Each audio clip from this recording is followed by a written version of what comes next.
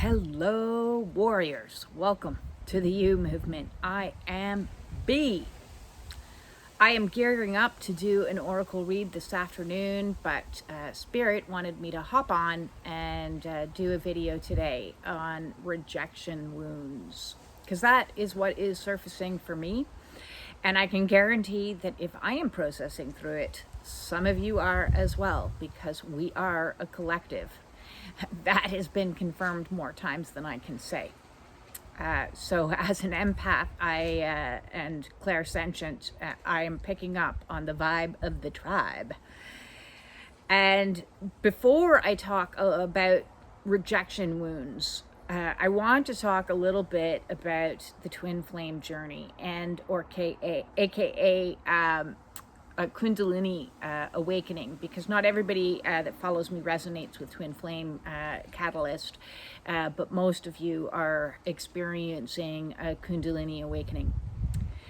And in my personal experience, which is, as far as I'm concerned, makes me an expert of my own awakening, the twin flame journey is nothing short of whack. It is totally and utterly whack. At times, it is crazy making. At times, it is exceptionally painful and difficult. At times, it is confusing. At times, it's full of doubt. At times, which also can be said, of course, for a Kundalini, all this stuff that's being cleared out. So if you don't know, I do have a twin flame playlist. Feel free to hop on in there and you can hear more about my own personal story. I'm not going to get really into that, except to say that my twin flame situationship, as I call it, because it is not a relationship by any definition that I've ever experienced in life, is one that originated from a business connection. Somebody that I met that did work on my house multiple times. And so I had met them a few times from about, I don't know, I'm going to say about 2016. I'm not entirely sure the exact moment, because I didn't have soul recognition until about the 5th or 6th time that he came to my house to do some work. And that was in September of 2021. So we've just passed my 3-year anniversary of soul recognition, of heart activation and expansion, as well as my Kundalini. So spontaneous Kundalini. So the last 3 years have been, what the fuck?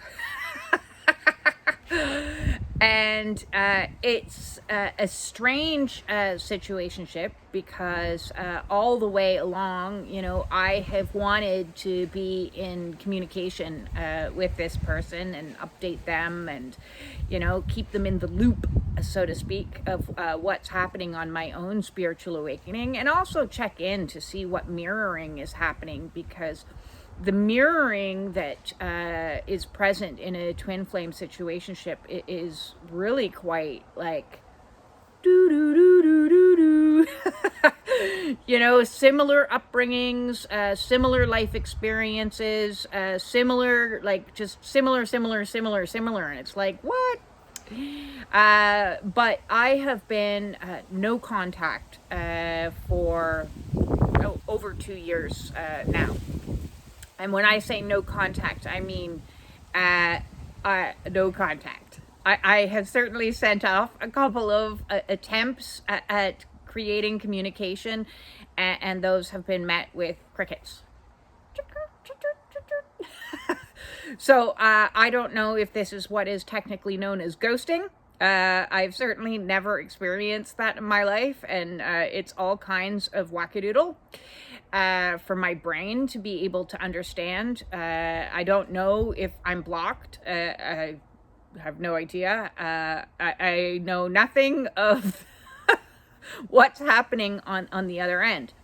And I bring this up because recently I did what I call now an oops, I did it again. And an oops, I did it again is when the pull into the energy is so much that you're like, oh, I have to text them.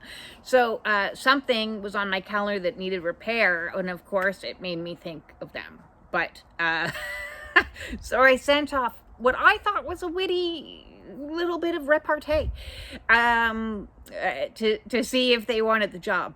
And crickets soon followed. And I find this exceptionally triggering. And that is kind of the point of this whole situationship, is the trigger. And I've explained in many videos that triggering is your opportunity for healing. And there is no person on this planet that triggers me more than this person. And that is, and I'm going to say this really slowly and clearly, for my highest good, regardless of what my ego thinks. I'm going to repeat that. It is for your highest good, all the triggers, which includes this ghosting phenomenon, which it baffles my egoic mind to no get out. It really does. It just... So the last couple of days, I've been highly triggered and irritated and annoyed and frustrated, and all these types of emotions are coming up because I just wanted to have a little bit of communication and I couldn't get what I wanted. And that's, again, for my highest good. And so what this has been triggering in me has been all of my very deeply repressed rejection wounds, because in my life, if you've been following me, you know that I have experienced a very shitty upbringing in no uncertain terms, and being raised by somebody who has narcissistic personality disorder. And I use the phrase narcissistic personality disorder as opposed to narcissistic traits to describe my mother, because when I was in counseling in my 20s, and a specialist of personality disorders was who I lucked into to help me with my counseling. He said, and I got the term from him, that without uncertain terms, my mother suffered from narcissistic personality disorder, and he gave me a bunch of resources to read.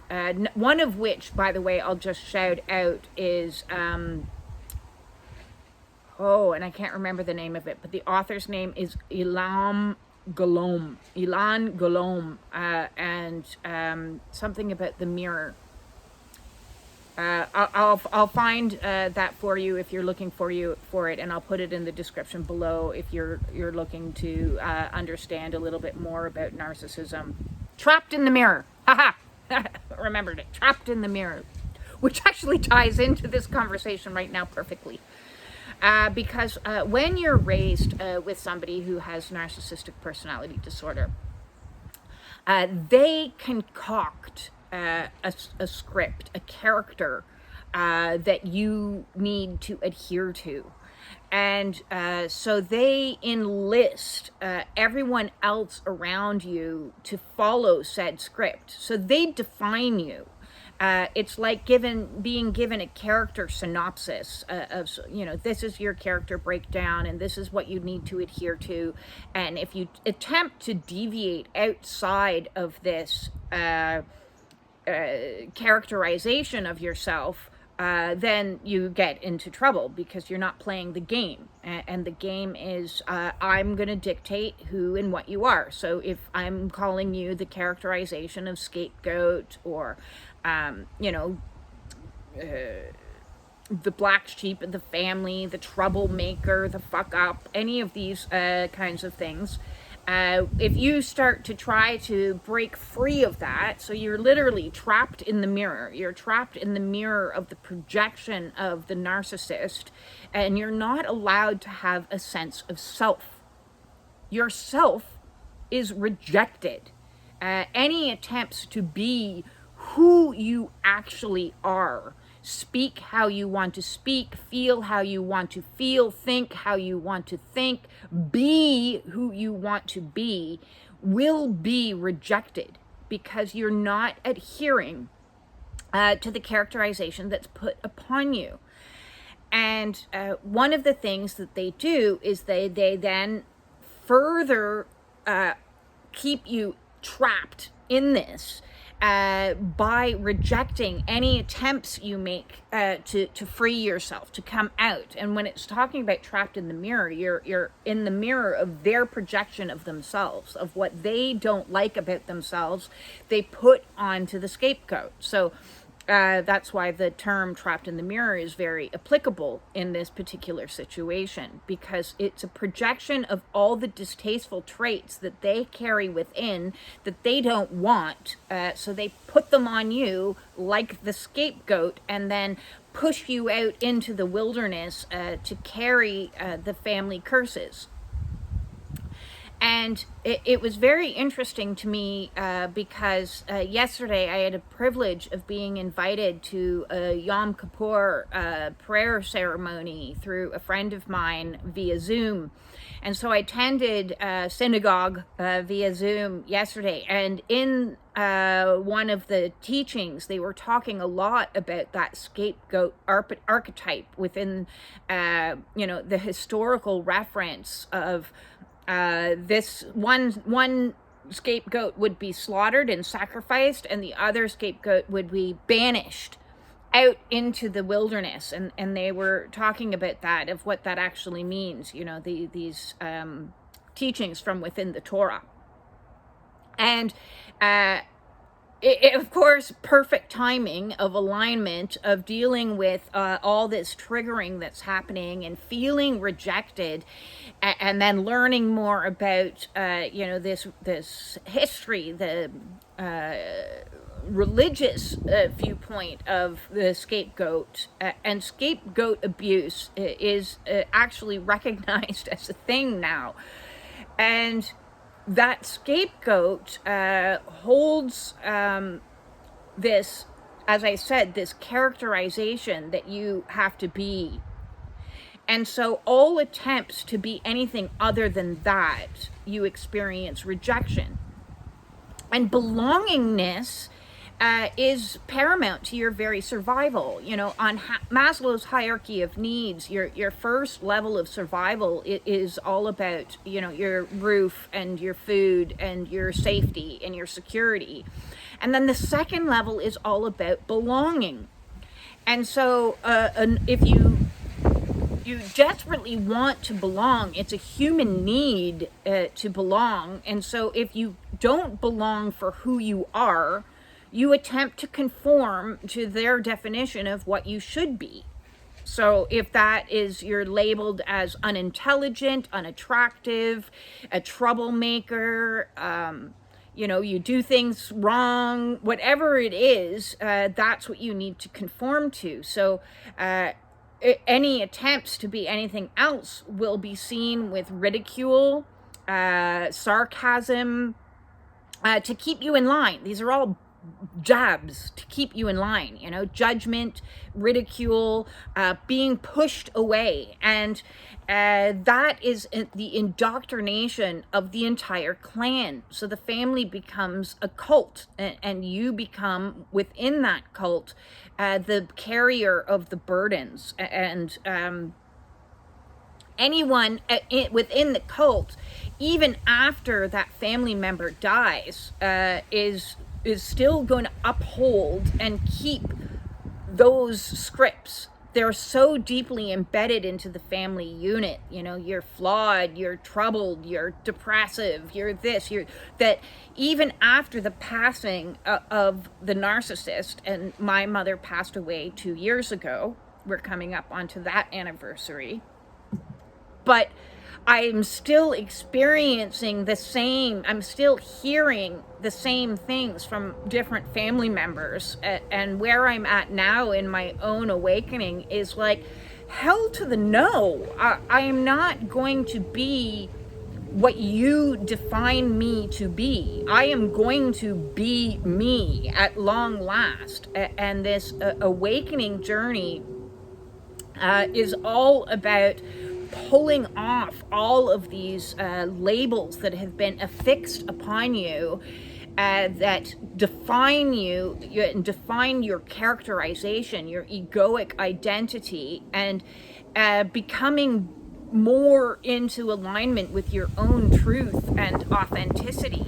So I'm no longer believing the script that was said. And, if somebody's going to say to me, you talk funny, you sound funny, you're flawed, you have demons, you have this, you have that, I'm like, okay, you're participating in a script that isn't the definition of who I actually am. And I recently did a video about, cutting family ties, because when you are in the position of saying, listen, this constant rejection energy that is coming at me is not something that I am going to accept anymore. And so what you have to do then is get into radical acceptance of self.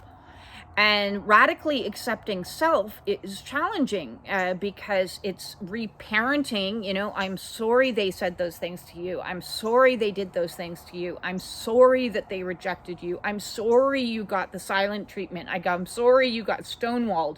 I'm sorry you got gaslit. I'm sorry, and you need to give yourself the sorries that never came from any other family member, because that indoctrination, as I said, spreads into the minds of absolutely and permeates. It's far-reaching, and the power that it just keeps rippling out. And so what happens is, if you're like me and raised in this situation, you have to learn to give yourself all the things that you wish others had given you: the empathy, the support, the care, the showing up for self. So I'm actually quite feeling grateful again in this moment for being ghosted, for being silent treatment, because it made me sit down again and say, what is this mirroring back to me? What is happening inside of me that's making me feel these feelings? And so I set my alarm, as I do in my meditations, and I just sat in the energy and kept repeating the mantra of, I'm sorry that they rejected you. I'm sorry that they rejected you. And as the emotion began to push through me and release, it was then understanding that I will never reject me. Regardless of what others define me as, their definitions are not who I am. Their projections are a projection of themselves. And so I radically love and accept myself for who I am. I will never reject myself to find belonging, if belonging means I need to alter myself, twist myself, contort myself into some box that isn't actually who I am. So if you are dealing with the rejection wound coming up, the first question is, how are you rejecting yourself? How are you minimizing yourself? How are you looking for outside sources to fill you with a feeling of belonging? Because when you start to belong to yourself and to Soul Tribe and to people that understand you and respect you for who you are, not who somebody wants you to be, then you start to realize I'm not alone. I do have community. There is community available out there. It just isn't what I thought it was going to be. If you need help transmuting your rejection wounds, feel free to reach out to me and book a one-on-one Zoom call. All of my services are donation-based. We can talk through some of these things that are coming up for you. Or if you're wanting to book a one-on-one oracle read, that's also available to you. I want to thank everybody out there for all the incredible warrior work they are doing in sitting in their emotions, seeing what is triggering them, and releasing the core wounds that are attached to those triggers so that we can be lighter, we can be healthier, we can be thriving in a whole new age. We are in the age of Aquarius, and nothing is going to be the way it once was. We are in a process of building ourselves anew so that we can build the world anew. A world where people can be loved and accepted for who they actually are, with all their flaws and all their weirdnesses, their freaks, their disorders, in my opinion, upgrades.